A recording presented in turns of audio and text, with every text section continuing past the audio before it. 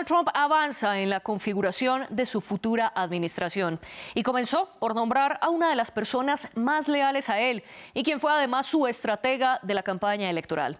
Susan Wiles será la jefa de gabinete y de los cargos que se han conocido es el único que no necesita la confirmación del Senado. Otras opciones sobre la baraja son el senador Marco Rubio para secretario de Estado o la representante Elise Stefanik como embajadora ante la ONU. Estos cargos sí necesitan la confirmación de la Cámara Alta del Congreso. Sin embargo, podría ocurrir sin tropiezos, ya que los republicanos tienen la mayoría tras las elecciones del 5 de noviembre, con la que quedaron con 53 de los 100 senadores. Veamos un informe sobre algunos de los posibles futuros funcionarios.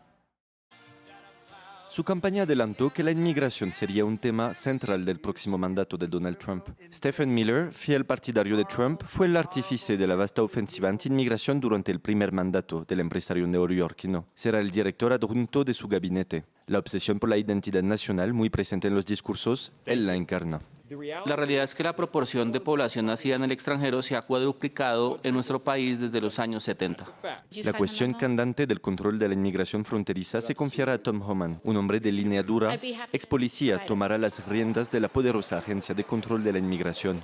Su tarea, cumplir la promesa del candidato de llevar a cabo la mayor operación de expulsión de inmigrantes irregulares de la historia de Estados Unidos. ¿Hay alguna forma de llevar a cabo estas expulsiones masivas sin separar a las familias? Por supuesto, las familias pueden ser deportadas todas juntas. Otra dirección firme que se ha tomado con estos nombramientos es un decidido apoyo a Israel. El puesto de embajadora ante Naciones Unidas lo ocupará Elise Stefanik, que a mediados de octubre acusó a la institución de vivir en el antisemitismo. Sus muy tensas comparecencias ante los rectores de universidades acusados de permitir manifestaciones consideradas antisemitas en el campus fueron muy seguidas. Su nombramiento también fue bien acogido por el embajador de Israel ante las Naciones Unidas. En cuanto al Departamento de Estado, si ahí miramos la versión de New York Times, podría estar dirigido por Marco Rubio, el senador de Florida que no siempre ha sido amable con el futuro presidente. Aquí, el año pasado, respondía a un activista que le preguntó si pedía un alto al fuego en Gaza. ¿Estás filmando? De acuerdo. Mira, quiero que Israel destruya todos los elementos de Hamás que pueda encontrar. Son criminales viciosos que han cometido crímenes horribles y espero que publiques esto.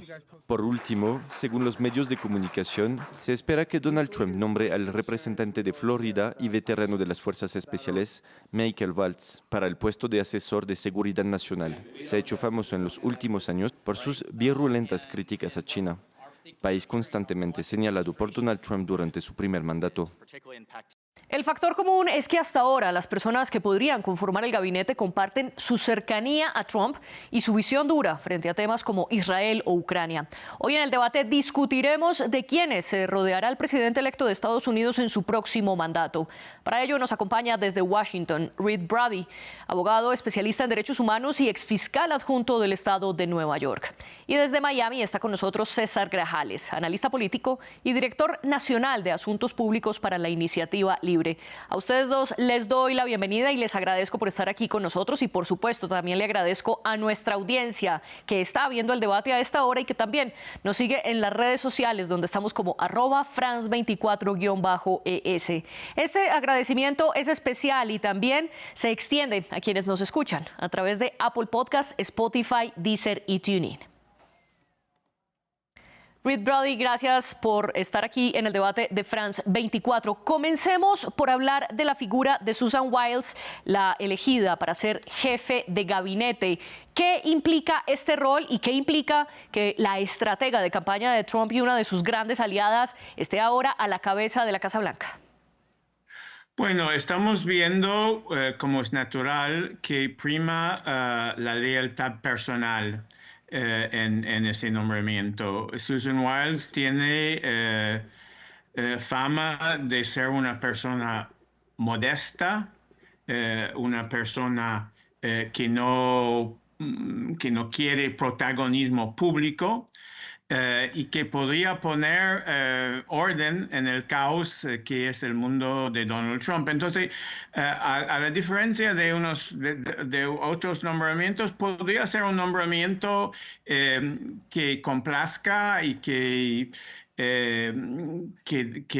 alivia a muchas personas porque muestra una competencia y no necesariamente una persona a ultranza como es su vice, porque como vice de jefe de gabinete ha puesto a Stephen Miller, que es un halcón en política migratoria, que va a poner certamente en marcha una deportación masiva. Sin embargo, ese nombramiento al que usted hace alusión, el de Stephen Miller, todavía no ha sido anunciado oficialmente, si no es lo que se conoce en la prensa. Simplemente esta aclaración, y tal como usted lo dice, Stephen Miller es conocido por ser uno de los arquitectos en la antigua presidencia de Donald Trump, una de las políticas migratorias más controvertidas, incluyendo el programa de separación familiar. César Grajales, hablemos sobre estas personas que estarían a cargo de la Casa Blanca. Bienvenido usted también al debate. ¿Cómo interpretar la llegada de Susan Wiles como jefa de gabinete y Stephen Miller como su posible segundo al mando? ¿Usted coincide con el señor Brady en que quizás esto puede traer calma? A ver, Susie es una persona que ha estado en la política desde hace muchos años, también estuvo en la administración de Ronald Reagan, ha servido en diferentes campañas en el estado de la Florida, es muy conocida y respetada en el mundo de la política. Y yo creo que a diferencia del 2016, el expresidente Trump, ahora presidente electo Trump, creo que está pensando en mantener orden en este gobierno que para él, ojo, teniendo en cuenta que no puede ser reelecto de nuevo, es dejar su legado. Y yo creo que en ese legado, mi percepción es que lo que él quiere lograr es precisamente que haya un gobierno estructurado, que quizá no haya, digamos que el caos que se generó durante sus primeros 4 años, que fue criticado por muchos en la parte del equipo que formó, y aunque pues algunas personas puedan discrepar de las nominaciones que ha hecho o de las que están allí circulando especulativamente que pueden ser, como la de este señor Miller, yo creo que también nominaciones como la del señor Tom Hammond, que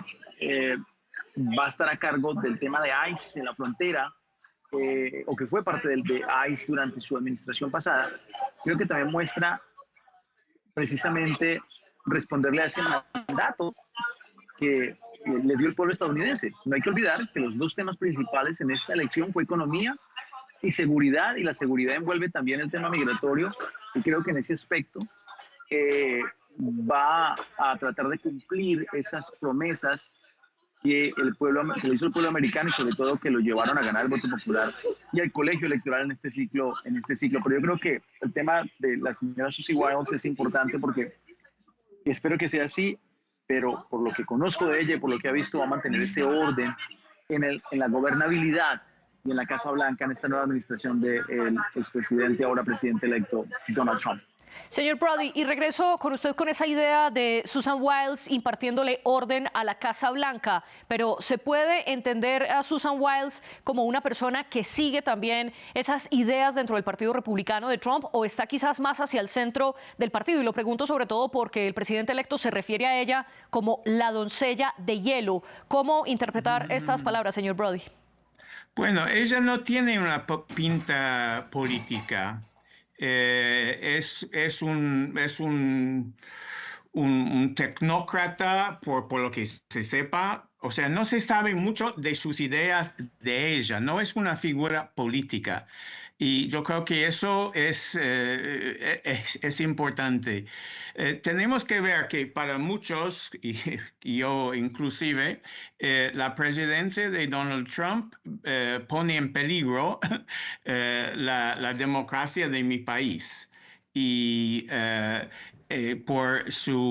sea, en los 4 años que ya sirvió, Trump se convirtió en una fuerza motriz de las divisiones entre los estadounidenses, la polarización del país, rebajó el nivel del debate público, pasó por alto las reglas fundamentales de la democracia.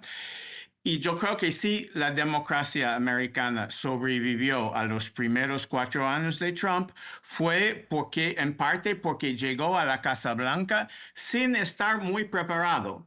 sorprendido como todos nosotros por su propia elección. Confió los puestos y aquí es la diferencia.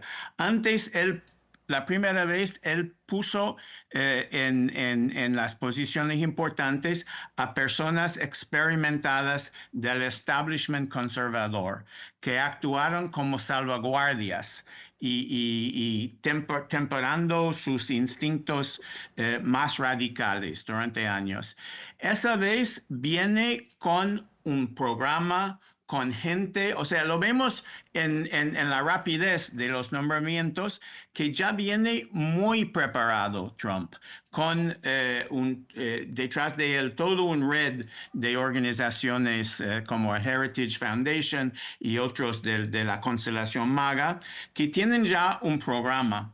Y yo creo que eso vamos a ver en los días que vienen, que él va a poner desde el 20 de enero, desde el primer día, con órdenes ejecutivos, su programa. Y eso es muy diferente que el primer mandato de Trump.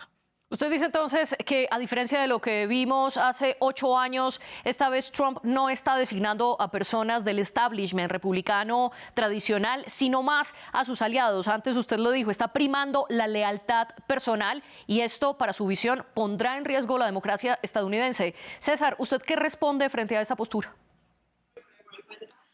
Pues yo discrepo del señor Brody y tengo varios puntos. A ver, él habla, aquí se menciona acerca de una amenaza a la democracia. Es fascinante cómo se le hace esa pregunta al estadounidense promedio. Hace unos meses atrás en el New York Times, de hecho, sacó una encuesta y cuando hablaban de quién protegería mejor la democracia, Kamala Harris o Donald Trump, en esa encuesta del New York Times le dieron el voto de confianza al expresidente Trump.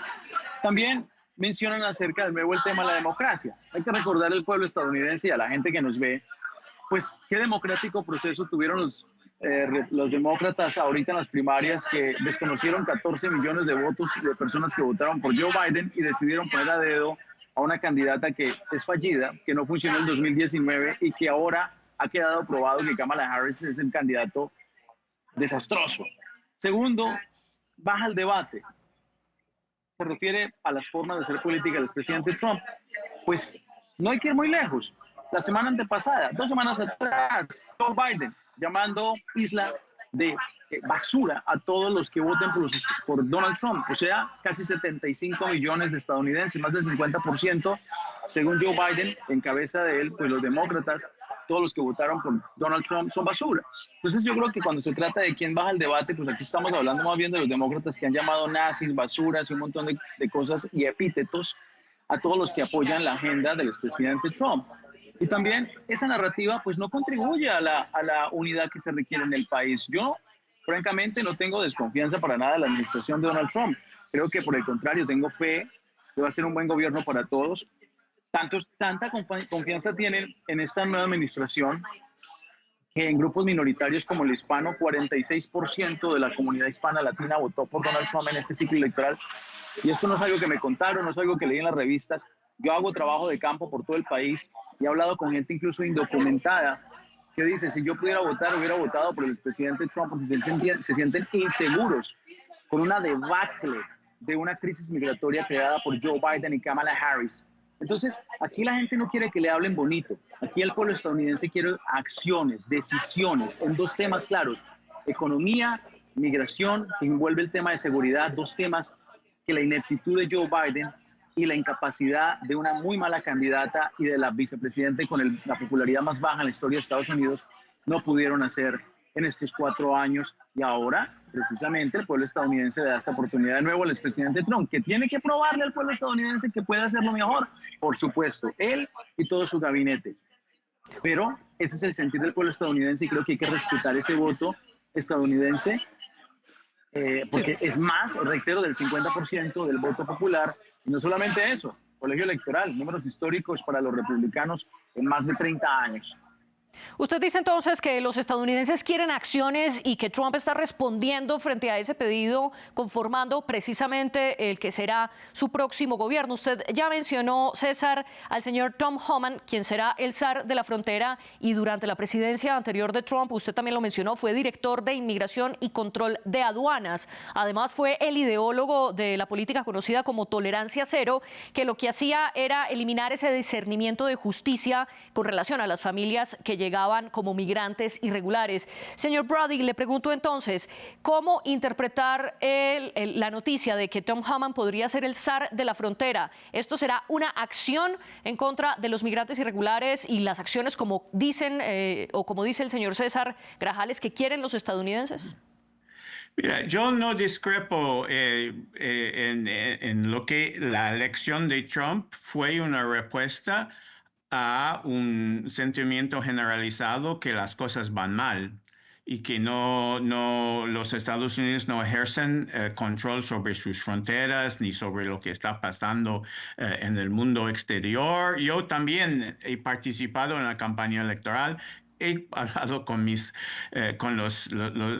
conciudadanos, pero yo creo que es muy importante ver, por ejemplo, ese fin de semana, el domingo.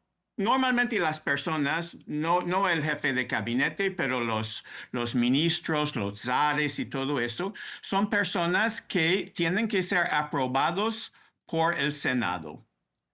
Todos los ministros del gobierno, los cabinet appointees, tienen que recibir el aval según la Constitución del acuerdo del Senado.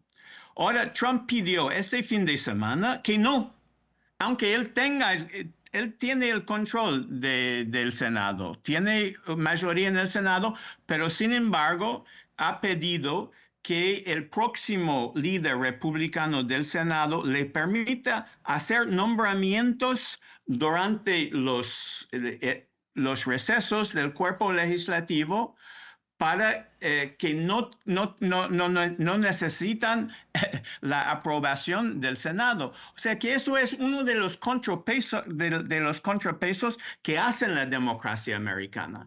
Y justamente lo que me preocupa es su indiferencia total, su hostilidad a todos los controles y los contrapesos. Aun cuando él tenga el control del Senado, no quiere que haya audiencias, no quiere que haya preguntas, solamente él nombra y se apruebe. Y eso no es el sistema americano, perdón. Señor Grajales, si usted considera esta petición de Donald Trump de que el Senado no tenga que aprobar estos nombramientos como una amenaza a la democracia, como lo plantea el señor Brody. No, yo creo que aquí lo que se está tratando de hacer, especulo, porque también al final del día no estoy dentro del círculo del presidente Trump, pero yo creo que lo que se intenta hacer es evitar que ejecutar la agenda política que tiene, reitero, que es el mandato del pueblo estadounidense, votaron por esa agenda que él propuso, se pueda llevar a cabo lo más pronto posible sin que haya juegos políticos, porque todos sabemos que en el Congreso, en la Cámara Alta o en la Cámara Baja, a veces se desarrollan unos juegos políticos para dilatar la confirmación de alguien y terminan al final del día no confirmando a la persona hasta 2 o 3 años después, cuando ya se ha acabado la administración, ¿no? Yo creo que eso es lo que está tratando de hacer. El pueblo estadounidense fue contundente en esta elección presidencial de lo que quiere que se ejecute, y en ese sentido creo yo, especulando también un poco, qué es lo que se quiere hacer, y lo que quiere hacer el expresidente Trump es precisamente acelerar el proceso para poder ejecutar esa agenda que propuso, esa agenda política, y en la que corrió, y en la que fue reelecto por números resonantes y contundentes. Pero ¿significa entonces que el respaldo mayoritario tanto de la gente como de los colegios electorales le da poder a Trump de pasar por encima de la Constitución de Estados Unidos, César? La Constitución jamás puede ser violada, por supuesto que no, pero aquí lo que está tratando, supongo yo, es de generar presión en el Senado también para que no vayan a dilatar el proceso de confirmación de figuras claves, sobre todo figuras claves que tienen que ver con el interés del pueblo estadounidense, como es asegurar la frontera lo más pronto posible. Hay que generar una reforma migratoria, por supuesto, pero sobre todo el pueblo estadounidense votó para asegurar la frontera. Y asegurar, al final del día, la frontera quiere decir una cuestión de seguridad nacional. El pueblo estadounidense está preocupado por lo que ha pasado con los diferentes elementos negativos que han entrado al país. No solamente la gente buena que viene buscando oportunidades, pero también la gente negativa, que es la que más rápido hay que sacar de este país. Y creo que eso es lo que él quiere ejecutar pronto y acelerar ese proceso de confirmación. Voy a retomar un punto que usted menciona al momento de decir que los estadounidenses votaron por una agenda y que fue precisamente por esa agenda que eligieron a Donald Trump. Al respecto, la agenda de Donald Trump ha sido una crítica, por ejemplo, abierta a Naciones Unidas y también priorizar los beneficios empresariales por encima de las medidas que protegen el medio ambiente. Señor Brody, en esta misma línea se ha hablado que la representante Elise Stefanik podría ser la embajadora ante Naciones Unidas, a pesar de que ella ha tildado a la ONU de ser un organismo antisemita por criticar los bombardeos de Israel a Gaza, y también ha pedido que Estados Unidos reconsidere la financiación que le envía a este organismo internacional. Y por otra parte, el exrepresentante de Nueva York, Lee Zeldin, sería el administrador de la Agencia de Protección Ambiental, o EPA por sus siglas en inglés, que es el máximo organismo ambiental. Y precisamente él criticó a la administración de Biden una vez este gobierno volvió al Acuerdo de París, del que Trump ya los había sacado, y también Trump, al decir que lo nominaría, dijo que Lee garantizaría las decisiones desreguladoras. Esto es precisamente reducir esas medidas restrictivas ambientales para favorecer a las empresas. Estos dos nombramientos entonces podrían entenderse como un alineamiento de la agenda de Trump. Pues claro, yo no discrepo. Un presidente tiene el poder, el deber, la facultad de nombrar a personas que implementan la política por la cual fue elegido. Pero eso no... pero la democracia americana también son los contrapoderes. Entonces, en los dos nombramientos de que habla, yo estoy tengo mucho miedo de lo que va a pasar, sobre todo el medio ambiente, que en realidad no fue un tema de campaña ni de los demócratas ni de los republicanos. Y ahora tenemos normalmente si se apruebe o no por el Senado, tenemos un jefe de medio ambiente que es contra el medio ambiente. Tenemos un embajador en la ONU que está contra la idea de la ONU. Para Trump y su gente, la ONU es un contrapoder. Trump tiene ese afán que quiere hacer lo que él quiera hacer y implementar sus políticas. Y para él, Naciones Unidas, que representa también que mal el mundo internacional, el concierto de naciones, es un freno a su política. Y cuando Naciones Unidas, claro que vamos a estar o no estar de acuerdo con distintas políticas adoptadas por el concierto de naciones, pero es nuestro abordaje al mundo internacional. Y yo he trabajado en Naciones Unidas, yo fui director de derechos humanos en El Salvador, yo investigué masacres por Naciones Unidas en África. Yo sé el poder, la potencialidad de Naciones Unidas. Y yo sé que cuando Estados Unidos manda a Naciones Unidas personas que están en contra de la idea de Naciones Unidas, que eso debilita el soft power de Estados Unidos en el mundo. ¿Y usted está de acuerdo con esta postura, señor Grajales? ¿Cómo interpretar la posible nominación de la embajadora de la ONU siendo crítica de este organismo? A ver, yo creo que tampoco hay que pensar que la ONU es un ente sagrado. A ver, se tardan muchísimo para condenar lo que tienen que condenar, ¿no? Por ejemplo, el tema de Israel. Es claro que ahí no hay que pensar nada, hay que estar con el pueblo de Israel, el aliado principal de los Estados Unidos. Y estando con el pueblo de Israel es también estando con el pueblo palestino, que ha estado oprimido por los criminales terroristas de Hamas. Esa gente no puede existir, esa es la realidad, no importa cómo lo pinten, lo digan, son terroristas, punto. Dos, el tema del medio ambiente. Eso es una narrativa y es una falacia. Le voy a dar a diseminar varios puntos. Fíjense que la Oficina del Medio Ambiente, siempre hablan del medio ambiente, y uno de los errores más grandes y de las decisiones que han contaminado o pueden contaminar más es, por ejemplo, haber en esta administración de Joe Biden cancelado el Keystone Pipeline. Y le voy a explicar por qué. Es un gasoducto que precisamente pretendía llevar gas por debajo de la tierra a otros lugares. Entonces cancelan eso, pero sí prefieren que el gas o la gasolina o el petróleo siga yendo por camiones que corren el alto riesgo de que contaminen. Uno. Dos, impulsando constantemente el tema de los carros de batería. La gente, no sé si se ha dado cuenta o ha buscado cómo se hace una batería para los carros. El nivel de contaminación que produce hacer una batería para un auto es muchísimo más alto que precisamente la industria de los hidrocarburos. Entonces todo esto aquí no se trata de que los que están nominando van a contaminar más. Lo que hay que tener es sentido común en esta oficina de medio ambiente que, basado en narrativas alarmistas, simplemente toman decisiones que al final del día terminan contaminando más. Y el Acuerdo de París, a ver, eso es un chiste. El mayor contaminante del mundo entero se llama China, y China ni siquiera se ha firmado o se ha aliado a este Acuerdo de París porque no le interesa. Estados Unidos, ¿por qué tiene que asumir la responsabilidad de todo el mundo cuando el mayor contaminante del mundo, que es China, no lo hace? Ellos juegan un juego que es diferente al de todo el mundo, y yo creo que ahí hay que tener cuidado con esos acuerdos. Y en el tema de la OTAN, que no lo tocamos ahora, pero que también es importante, Trump no estaba erróneo en la administración pasada cuando dijo, uno, tienen que contribuir más, dos, tienen que fortalecer su ejército. Todos se rieron cuando dijo ese discurso. ¿Y qué pasó? Sale de la presidencia y viene el sátrapa de Rusia, Putin, e invade Ucrania. ¿Y por qué lo hace? Porque uno, hay un gobierno débil en Estados Unidos, y dos, se dio cuenta que Europa estaba completamente debilitada de manera militar, porque todos pensaban que papá Estados Unidos iba a estar allá para defenderlos constantemente. Yo creo que cada uno tiene que tomar responsabilidades. Creo que la posición con la OTAN es seria. Ustedes tienen que aportar lo que tienen que aportar y ustedes tienen que defender su continente. La ONU es importante, sí, pero la ONU también tiene que defender los derechos humanos de los humanos derechos, no solamente los derechos humanos de un montón de criminales.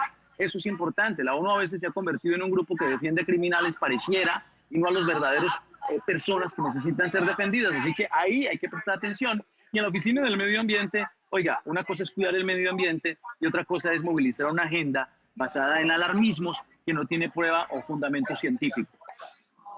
Bueno, sin embargo, los reportes del IPCC, que es el panel de expertos de cambio climático, señalan precisamente ese calentamiento global. La ciencia ha probado abiertamente que el planeta se está calentando a un ritmo del que no se tiene registro y que eso está haciendo que los climas sean cada vez más extremos, como se evidencia por ahora en Valencia. Pero volvamos al punto de Estados Unidos. Usted, señor Grajales, tocaba dos puntos importantes, Israel y la OTAN. Retomo Israel, porque ya, según también lo que decía el señor Brody, está primando esa lealtad personal y Trump está poniendo en su próximo gobierno a personas que son fieles a él y que piensan también de manera igual. Y en ese mismo sentido, los posibles nombramientos que podría hacer son de personas que respaldan y han sido fieles y cercanos a Israel. Lo es la posible embajadora ante la ONU, Elise Stefanik, también quien podría ser el secretario de Estado, Marco Rubio, y a propósito, el gobernador de Arkansas, Mike Huckabee, sería el embajador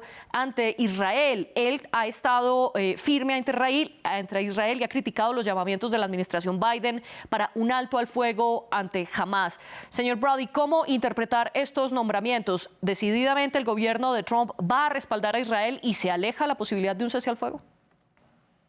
Desgraciadamente, yo creo que sí. Mira, yo soy judío. Mi padre sobrevivió campos en Europa del Este. Mi hijo fue a una escuela judía. Yo condeno totalmente los ataques de Hamas del 7 de octubre del año pasado. Pero no hay, yo soy experto en derechos humanos. Soy experto por la ONU investigando crímenes y violaciones cometidos por el gobierno de Nicaragua.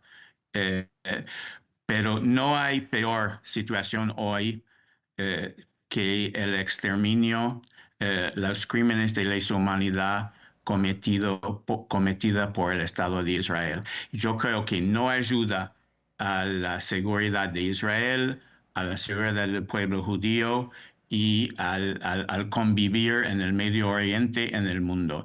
Yo creo que y los Estados Unidos, desgraciadamente, son cómplices las bombas que están matando a los gazaíes, que están creando familias y generaciones de personas anti-Israel, son bombas americanas. Y yo creo que más allá de la política de uno, el sentido humano exige que Estados Unidos termine de mandar armas que están utilizando para crímenes de lesa humanidad en Gaza. Y yo veo que en eso Trump es la continuación, pero en peor, de la administración demócrata. Señor Grajales, ¿y qué esperar frente a la postura del gobierno de Trump respecto a Israel? ¿Se redoblará ese apoyo y se aleja la opción de un cese al fuego? Ok, le contesto eso, pero antes porque usted me respondió otra cosa. Le voy a decir algo, no he negado el calentamiento global. Yo creo que es importante lo del medio ambiente, pero también el alarmismo no contribuye a que se encuentren soluciones reales y serias. El tema de Israel, a ver, eso no se puede poner en tela de juicio. Israel es el aliado más importante en el Medio Oriente para Estados Unidos y hay que apoyarlo en las decisiones que tomen, y eso es concluyente, punto. Usted mencionaba antes que ya Donald Trump está pensando en dejar legado, ya que no podrá ocupar de nuevo la presidencia de Estados Unidos. Al respecto, quiero preguntarles por dos perfiles, y es de mujeres que se nombraban, podrían llegar a ser sus fórmulas vicepresidenciales, como es el caso de Kristi Noem, quien sería la secretaria del Departamento de Seguridad Nacional, o también Elise Stefanik, de quien ya hemos hablado, la posible embajadora ante Naciones Unidas. ¿Se podrían perfilar estas dos mujeres, señor Grajales, como un posible reemplazo de Donald Trump dentro de 4 años? Dentro del Partido Republicano hay muchas figuras relevantes, ¿no? No olvidemos también que probablemente vuelva a intentar el gobernador de la Florida, Ron DeSantis, probablemente también J.D. Vance pueda intentar por su cuenta también. Probablemente la ex candidata Nikki Haley vuelva otra vez a tratar en 4 años más. En fin, figuras relevantes tiene el Partido Republicano. Y yo no soy tan afín al tema de que la gente tiene que ser seleccionada por una característica física o una característica de género. Si es una mujer que aporta algo importante en el debate, fantástico. Si es una persona de color, fantástico. En realidad para mí eso es irrelevante. Así que en general hay muchas figuras, tanto mujeres como hombres dentro del Partido Republicano, que podrían tomar esa batuta dentro de 4 años. Pero por lo pronto yo creo que lo más importante es que realmente haga un buen gobierno esta administración, que le responda a sus votantes, casi 75 millones de ellos, que le han dado la oportunidad de volver a la Casa Blanca al expresidente Trump, y que verdaderamente entregue resultados positivos en los temas que le importan al ciudadano cotidiano de los Estados Unidos. Y que además ganó con una mayoría abrumadora, ganando los 7 estados péndulo, algo que no se veía hace muchísimos años, teniendo la mayoría del Senado y rumbo a tener también la mayoría de la Cámara de Representantes, es decir, una victoria contundente por parte de los republicanos. Señor Brody, regreso con usted y a los dos nombres de posibles mujeres republicanas que podrían tener figuras representativas en el gobierno de Trump y quizás que se podrían formar como posibles candidatas presidenciales en un futuro. Le sumo la figura de Marco Rubio, de quien se ha hablado que puede ser el secretario de Estado, una de las posiciones más importantes de Estados Unidos, pues es el jefe de la diplomacia. ¿Ganará con esto Marco Rubio reconocimiento político y quizás fortalecer una posible candidatura? Bueno, claro, Marco Rubio, que es senador de Florida es el primer hijo de cubano en el Senado americano, que es experto en política exterior. Es claro que él, como ministro, como Kristi Noem, pero yo tengo entendido que J.D. Vance es el heredero, ¿no? Del movimiento MAGA. Pero mira, 4 años son largos. Donald Trump es el presidente más viejo, va a ser el presidente más viejo en la historia de Estados Unidos.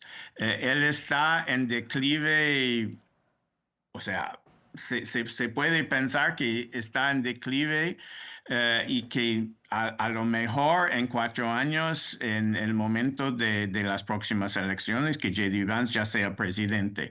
O sea, de aquí a 4 años pueden pasar muchas cosas y yo creo que Donald Trump, vamos a ver si el Partido Republicano, que sí tiene mayoría en el Senado, que probablemente tiene mayoría en la Cámara de Representantes, que tiene el control de la Corte Suprema, va a ver si sin contrapesos, ¿qué va a pasar en Estados Unidos? Yo tengo mis dudas. En efecto, en 4 años puede pasar mucho, no vamos a jugar a esa bola de futuro. Simplemente una aclaración, en este momento Donald Trump tiene 78 años y Joe Biden dejará la presidencia teniendo 81 años. Es decir, que Donald Trump cumplirá como el presidente más longevo de Estados Unidos, pero una vez pasen 3 años de este nuevo mandato. Y otro comentario adicional, usted mencionaba que Marco Rubio es el primer hijo de cubanos en llegar al Senado y al respecto los republicanos están rompiendo de nuevo esos llamados techos de cristal con Susan Wiles siendo la primera mujer en ser designada como jefa de gabinete. Reed Brody y César Grajales, gracias por acompañarnos en el debate y plantear sus posturas. También un agradecimiento especial a nuestras productoras Laura Garzón y Tania Herrera con los invitados. Los invito a ustedes a que sigan conectados con France 24.